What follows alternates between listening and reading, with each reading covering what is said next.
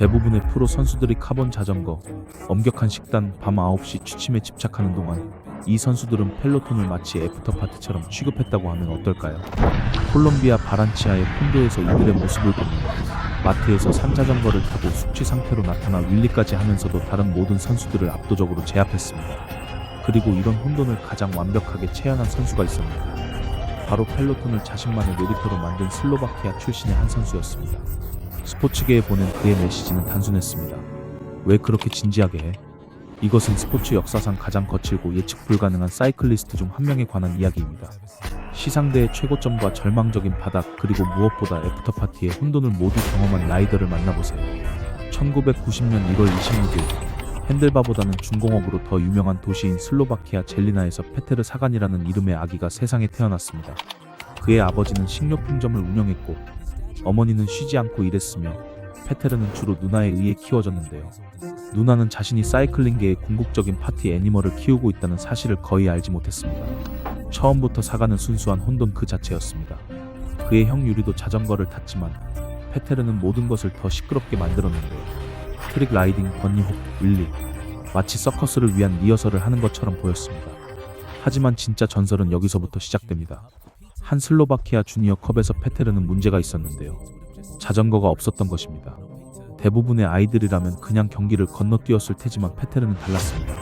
그는 누나의 낡고 무거운 마트에서 산자전거를 가져왔습니다. 녹슨 기어, 도움을 청하며 비명을 지르는 브레이크가 달린 자전거였죠. 하지만 그는 어쨌든 출발선에 섰습니다.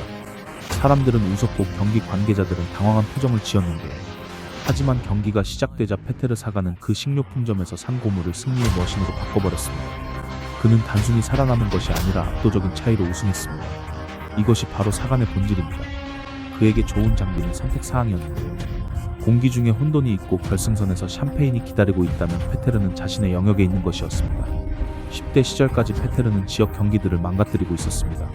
경기 중간에 윌리를 하고 연석을 번니 호불호 넘나들며 펠로톤을 자신만의 개인 놀이터로 취급했는데요. 다른 주니어 선수들은 미래의 프로처럼 보였지만 페테르는 결혼식에 나타나 어떻게든 댄스 플로어를 장악해버린 취한 삼촌처럼 보였습니다.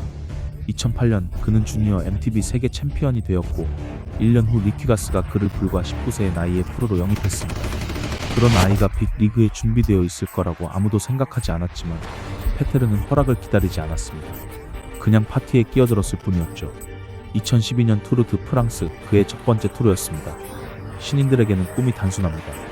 투르에서 생존하고 아마도 브레이크어에 의해서 약간의 TV 타임을 얻는 것이죠. 하지만 페테르는 달랐습니다. 대신 즉시 세계의 스테이지 승리를 가져갔는데요. 그리고 각각의 세레모니는 마치 이미 애프터파티를 끝낸 것처럼 보였습니다. 헐크처럼 포즈를 취하고 소방 호수처럼 샴페인을 뿌려댔죠. 시상대는 시상식보다는 서커스 같아 보였습니다. 모든 피니시는 단순한 승리가 아니라 하나의 퍼포먼스였는데요. 터미네이터라는 별명이 탄생했고 솔직히 말해서 샴페인 병들에게는 희망이 없었습니다. 그때부터 사가는 경기를 하는 것이 아니라 공연을 하고 있었습니다. 내리막에서 핸들에서 손을 떼고 경기 도중에 기자들을 웃게 만들고 말이죠. 월스트리트의 늑대 알아요? 그거요. 사이클링은 진지해야 한다고 여겨졌지만 페테르는 그것을 토요일 밤처럼 느끼게 만들었습니다. 하지만 그는 멈추지 않았습니다. 그 이후 몇 년간 2015년, 2016년, 2017년 연속 3개의 레인보우 저지를 획득했는데요. 이전에 누구도 해낸 적이 없었고 그 이후로도 아무도 반복하지 못했습니다. 다른 라이더들은 수도승처럼 살았습니다. 엄격한 식단, 어떤 방해도 없이 말이죠. 페테르는 록스타처럼 살면서도 여전히 시상대를 독차지했습니다. 그들이 칼로리를 세고 있을 때 그는 샴페인 코르크를 세고 있었죠. 2018년 8일 루베, 사이클링의 지옥 같은 곳입니다.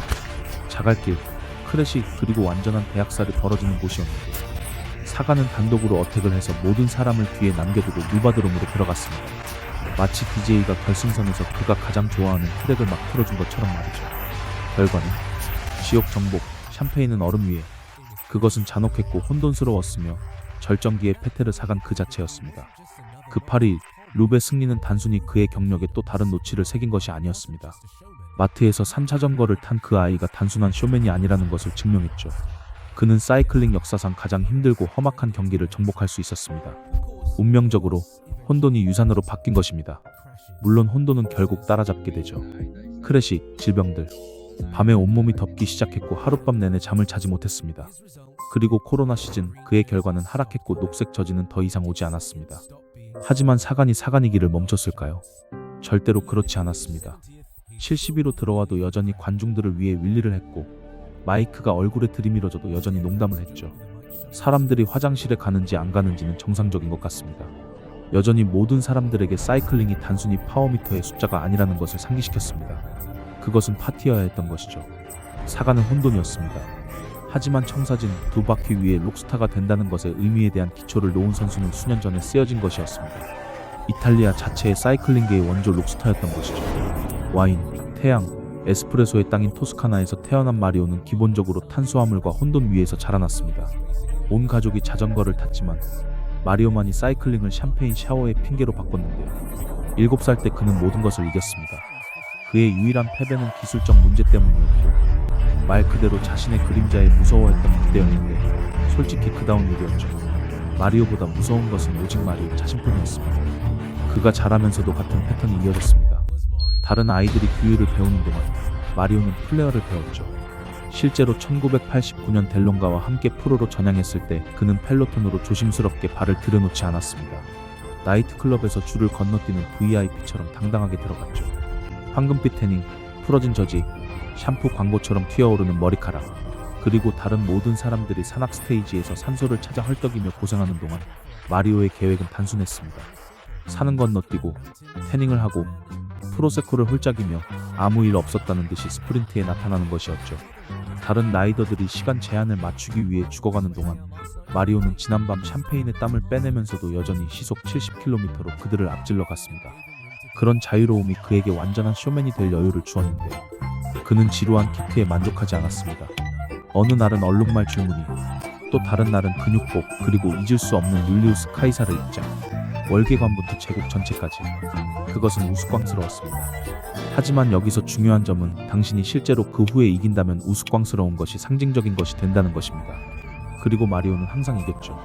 왜냐하면 그에게 경기는 단순히 결승선에 첫 번째로 도착하는 것이 아니었기 때문입니다. 그것은 더 열심히 파티하고 더 화려하게 보이면서도 여전히 가장 진지한 프로페셔널들을 압도할 수 있다는 것을 증명하는 것이었습니다. 그는 심지어 한 번 농담으로 샴페인 샤워보다 더 즐기는 것은 구독 버튼을 누르는 것뿐이라고 말했을 정도였죠. 이런 태도가 그를 말도 안 되는 연승으로 이끌었습니다. 1999년 그는 4개의 지로 스테이지를 연속으로 따냈는데요.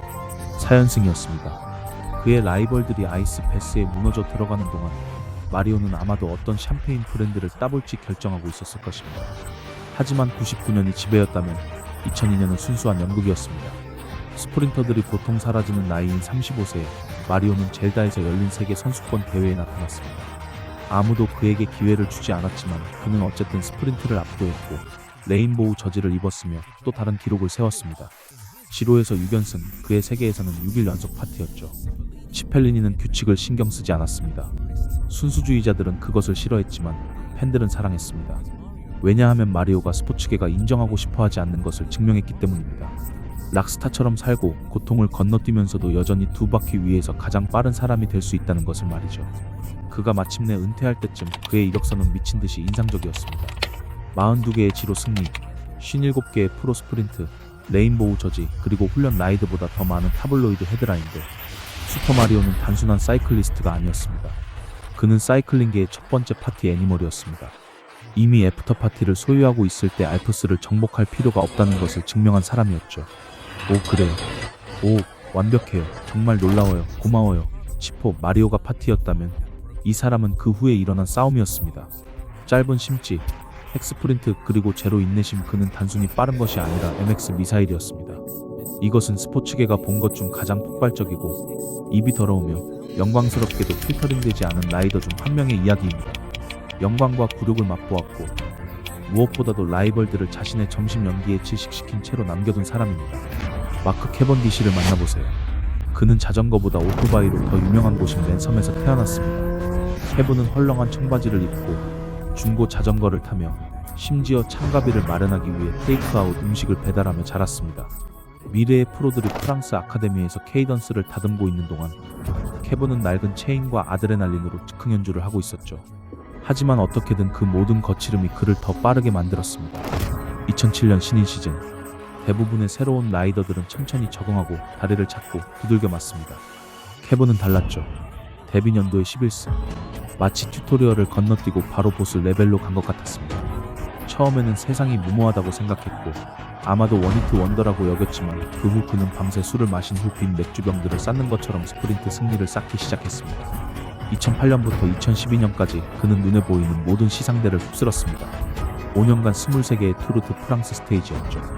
2009년 밀란 살레모에서는 시속 70km의 사진 피니시에서 하울러를 제쳤습니다. 그 남자는 그냥 멈출 수 없었습니다. 하지만 케본은 단순히 속도에 관한 것이 아니었습니다. 그는 마이크를 든 혼돈이었죠. 경기 중 논쟁이 터져 라이벌들에게 폭발하고 한 번은 팬에게 라이브 TV에서 기침하라고 말했으며 그의 시상대 순간들은 결코 매끄럽지 않았습니다. 다른 라이더들이 스타일 있게 샴페인을 뿌리는 동안 케본은 미끄러지고 샴페인 병을 놓치고 아직도 연회장에 남아있는 결혼식에 취한 삼촌처럼 보였습니다. 그의 세레브레이션들도 순수한 혼돈이었죠. 때로는 눈물, 때로는 분노, 때로는 믹스테이프를 드랍하는 갱스터처럼 팔짱을 끼기도 했습니다. 팬들은 그것을 사랑했고 라이벌들은 두려워했으며 저널리스트들은 글쎄요, 케본은 기본적으로 그들의 풀타임 직원이었습니다. 이거 라이브예요. 오, 죄송합니다. 죄송합니다. 하지만 솔직히 만약 당신이 이것을 보고 있으면서 아직 페달 펄스를 구독하지 않았다면 그는 아마 지금 당장 당신에게 소리칠 것입니다. 그러니 케브가 당신을 지목하기 전에 구독 버튼을 누르세요. 마크 캐번디시는 불같고 지저분하고 예측할 수 없었습니다. 하지만 그가 런칭할 때는 지구상의 그 어떤 것도 라이벌도 비평가도 심지어 자신의 시상대 실수들도 그를 막을 수 없었습니다. 하지만 모든 와일드한 밤처럼 숙취는 항상 찾아옵니다. 그리고 케브에게 그를 늦춘 유일한 것은 라이벌도 나이도 심지어 알프스도 아니었습니다. 크래시, 질병들 그리고 앱스타인 바이러스였습니다. 오늘 어떠셨나요? 아마 제 경력에서 마지막 경기일 것 같습니다. 한때 2017년부터 2019년까지 미사일이 착륙한 것처럼 보였습니다. 시속 70km로 필드를 핵폭격하던 같은 사람이 이제 피니시하기 위해 기어가고 있었습니다. 2020년까지 사람들은 끝났다고 생각했습니다. 바운서가 마침내 나이트클럽에서 쫓겨난 것이라고 말이죠. 하지만 케브는 조용한 퇴장을 하지 않습니다. 혼돈은 은퇴하지 않죠. 2021년 투르 드 프랑스. 그는 완전히 무시당했고 늦은 대체자로 계약되었습니다. 기본적으로 동정심으로 파티에 초대받는 것과 같은 사이클링의 상황이었죠. 그리고 나서 쾅, 4개의 스테이지 승리로 이벤트를 장악했습니다. 미사일이 돌아왔고 아무것도 변하지 않은 것처럼 결승선을 가로질러 소리쳤습니다. 그리고 그 과정에서 그는 에디 머크스의 34개 투르 스테이지 승리의 역대 기록과 동점을 이뤘고 결국 2024년에 그 기록을 깼습니다. 이것은 역사입니다. 이것은 역사예요. 열심히 하는 것이 경기를 이긴다는 것은 맞지만 때로는 훈련 캠프를 건너뛰고 숙취 상태로 나타나는 것도 잘 작동합니다. 그리고 만약 당신이 그 모든 광기를 견뎌냈다면 축하합니다. 다음 것을 클릭하세요. 믿어보세요. 같은 혼돈스러운 에너지를 가지고 있습니다.